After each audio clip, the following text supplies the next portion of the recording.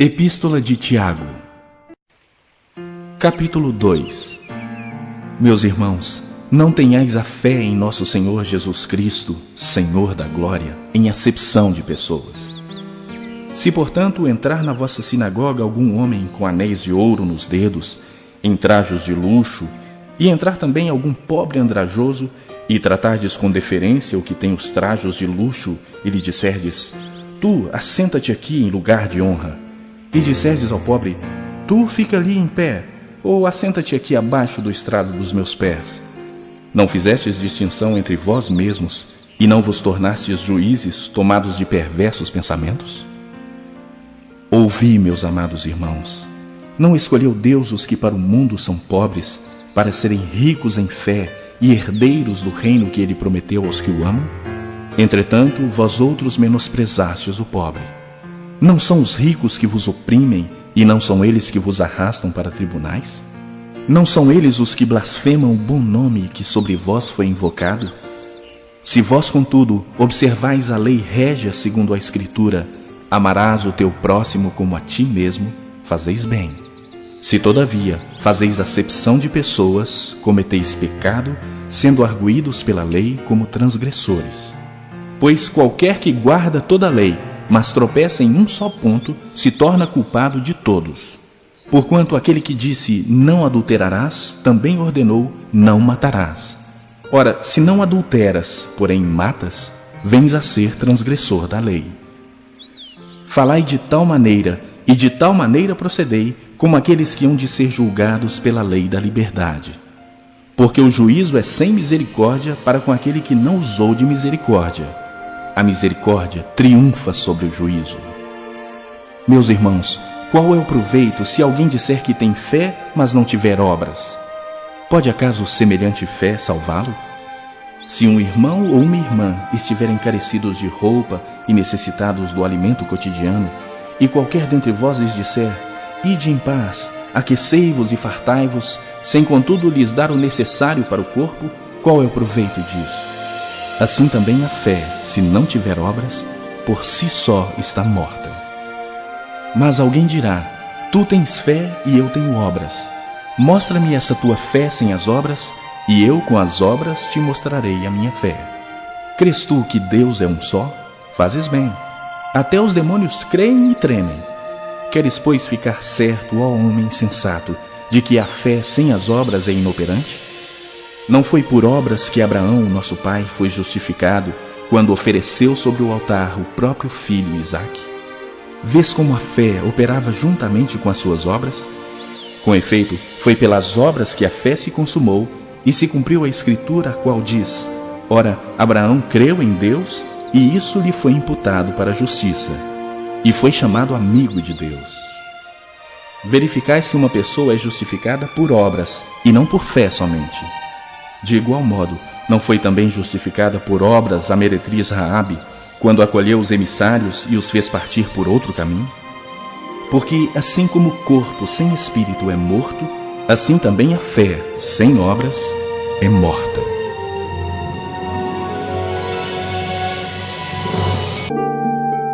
Jeremias, capítulo 23. O Senhor, o Deus de Israel, diz o seguinte a respeito das autoridades encarregadas de cuidar do seu povo: ai de vocês, autoridades, que deixam que o meu povo seja morto e espalhado. Vocês não cuidaram do meu povo, mas o espalharam e o fizeram fugir. E agora eu castigarei vocês por causa das maldades que têm feito. Sou eu, o Senhor, quem está falando. Ajuntarei o resto do meu povo dos países por onde os espalhei e os trarei de volta à sua pátria. Eles terão muitos filhos e aumentarão muito. Eu lhes darei líderes que cuidarão deles. Não ficarão mais com medo, nem apavorados, e nenhum deles se perderá. Eu, o Senhor, estou falando. Senhor Deus diz ainda: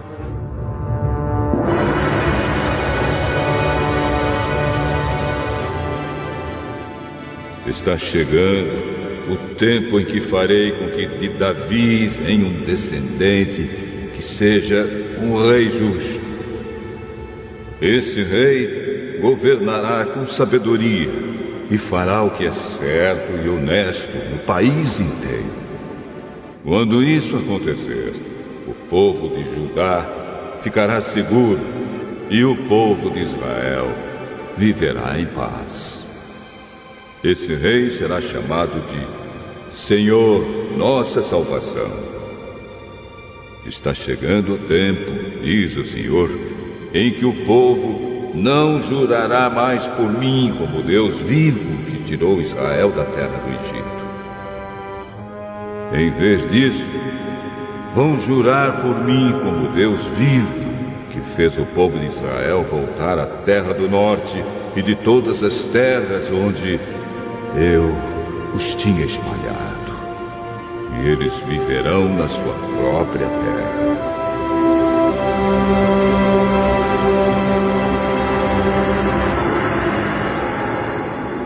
A respeito dos profetas, eu disse o seguinte: o meu coração está esmagado e eu estou tremendo. Por causa de Deus, o Senhor, por causa das suas santas palavras, eu sou como um bêbado, pareço um homem que bebeu muito vinho. A terra está cheia de adultérios. O povo vive pecando e gasta suas forças à toa.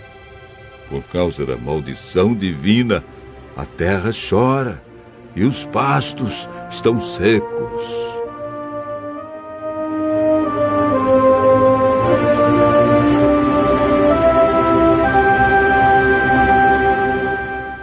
O Senhor diz: os profetas e os sacerdotes não querem saber de mim. Eu os peguei fazendo mal no próprio tempo. Os caminhos que eles seguem serão escuros, e neles será fácil escorregar. Eu farei com que eles tropecem e caiam. Farei com que a desgraça venha sobre eles, pois está chegando o tempo do seu castigo. Sou eu, o Senhor, quem está falando. Eu vi o pecado dos profetas de Samaria. Eles anunciaram mensagens em nome do Deus Baal e desviaram Israel, o meu povo. Mas vejo que os profetas de Jerusalém fazem pior ainda. Cometem adultério, dizem mentiras, ajudam os outros a fazerem o mal, e assim ninguém para de fazer o que é errado. Para mim, todos eles são como a cidade de Sodoma, são tão maus como o povo de Gomorra. Por isso eu, o Senhor Todo-Poderoso, digo o seguinte a respeito dos profetas de Jerusalém: eu farei com que eles comam ervas amargas e bebam água envenenada, porque espalharam a descrença pelo país inteiro.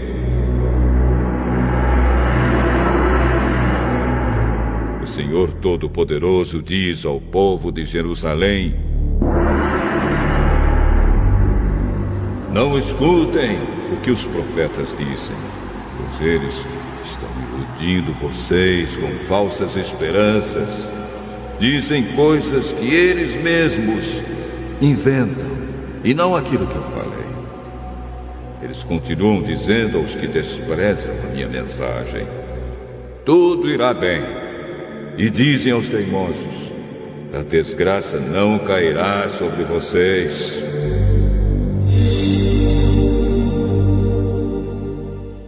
Então eu disse: qual desses profetas algum dia conheceu os pensamentos secretos do Senhor? Será que algum deles viu e ouviu a palavra do Senhor? Qual deles deu atenção à sua mensagem e obedeceu? E continuei: a ira do Senhor É uma tempestade, é um vento forte como um redemoinho em cima da cabeça dos maus. E essa ira não acabará até que Deus faça tudo o que planejou. No futuro, o seu povo compreenderá isso muito bem. O Senhor Deus disse: Eu não enviei esses profetas, nem lhes dei nenhuma mensagem. Mas assim mesmo, eles saíram correndo e falaram em meu nome. Se eles tivessem conhecido os meus pensamentos secretos, poderiam ter anunciado a minha mensagem e assim teriam feito o meu povo abandonar a sua vida errada e as maldades que vive praticando. Eu sou o Deus que está em toda parte e não num só lugar. Sou eu, o Senhor, quem está falando. Ninguém pode se esconder num lugar onde eu não possa ver. Então vocês não sabem que estou em toda parte, no céu e na terra? Eu sei o que têm dito esses profetas que falam mentiras em meu nome e afirmam que lhes dei minhas mensagens nos seus sonhos. Por quanto tempo ainda esses profetas vão enganar o meu povo com as mentiras que inventam? Eles pensam que os sonhos que contam vão fazer com que o meu povo me esqueça, assim como os pais deles me esqueceram por causa do deus Baal. O profeta que teve um sonho devia contá-lo como um simples sonho. Mas o profeta que ouviu a minha mensagem devia anunciá-la fielmente. Que vale a palha comparada com o trigo? A minha mensagem é como fogo, é como a marreta que quebra grandes pedras. Sou eu, o Senhor, quem está falando. Eu sou contra esses profetas que roubam as palavras uns dos outros e as anunciam como se fossem a minha mensagem. Também sou contra esses profetas que falam as suas próprias palavras e afirmam que elas vieram de mim. Escutem o que eu, o Senhor, estou dizendo. Sou contra os profetas que contam sonhos cheios de mentiras. Eles contam esses sonhos e dizem mentiras e se gabando. Fazem o meu povo errar. Eu não os enviei, nem os mandei ir, e eles não ajudam o meu povo em nada. Eu, o Senhor, estou falando.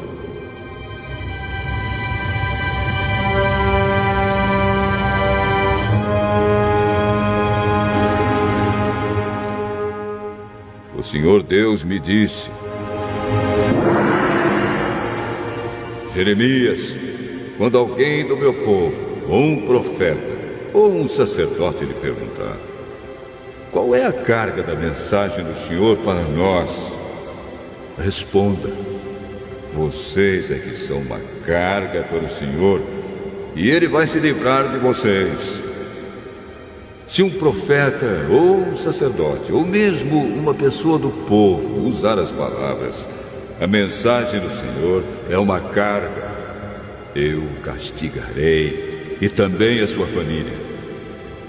Em vez disso, cada um devia perguntar aos seus amigos e parentes o seguinte: qual foi a resposta do Senhor? O que foi que o Senhor disse? Mas eles nunca mais devem dizer estas palavras: a mensagem do Senhor é uma carga. Porque se alguém disser isso, eu farei com que a minha mensagem se torne realmente uma carga para ele. O povo tem torcido as palavras do seu Deus, o Deus vivo, o Senhor Todo-Poderoso. Jeremias, pergunte isto a cada profeta: qual foi a resposta que o Senhor lhe deu? O que foi que o Senhor disse? E se eles responderem: a mensagem do Senhor é uma carga, Então eu os castigarei por terem usado estas palavras que mandei que não usassem. E certamente eu os pegarei e jogarei longe de mim, e farei o mesmo com a cidade que dei a eles e aos seus antepassados. Farei cair sobre eles vergonha eterna e desgraça eterna, que nunca serão esquecidas.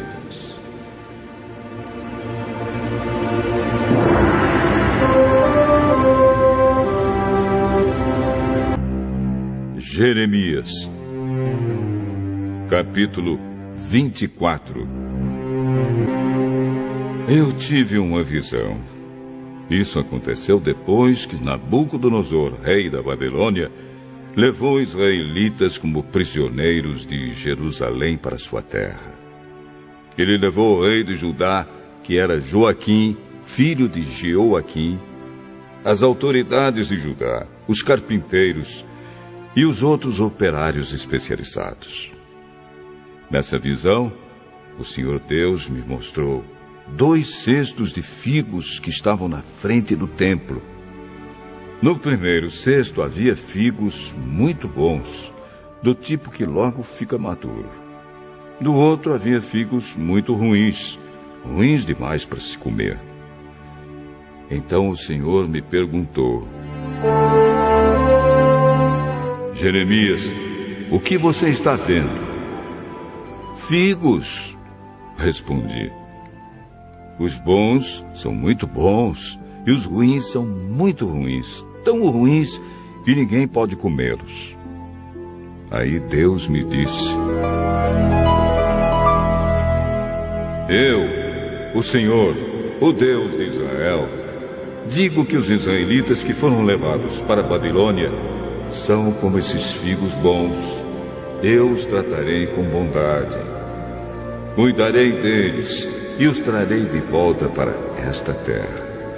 Eu edificarei a nação e não a destruirei. Plantarei e não arrancarei. Porei no coração deles o desejo de reconhecerem que eu sou Deus, o Senhor.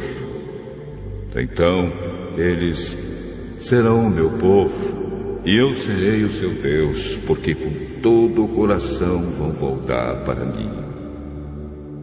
Eu, o Senhor, vou tratar como figos ruins que não podem ser comidos as seguintes pessoas: o rei Zedequias, de Judá, os políticos que estão com ele e o resto do povo de Jerusalém, tanto os que ficaram nesta terra como os que se mudaram para o Egito. Farei cair sobre eles uma desgraça tão grande que todas as nações do mundo vão ficar horrorizadas. As pessoas vão zombar deles, fazer piadas e caçoar. E em todos os lugares onde eu os espalhar, o nome deles será usado para rogar pragas. Mandarei contra eles guerra, fome e doença, até que desapareçam da terra que dei a eles e aos seus antepassados. Salmo 130. Ó Senhor Deus, eu te chamei quando estava em profundo desespero. Escuta o meu grito, ó Senhor. Ouve o meu pedido de socorro.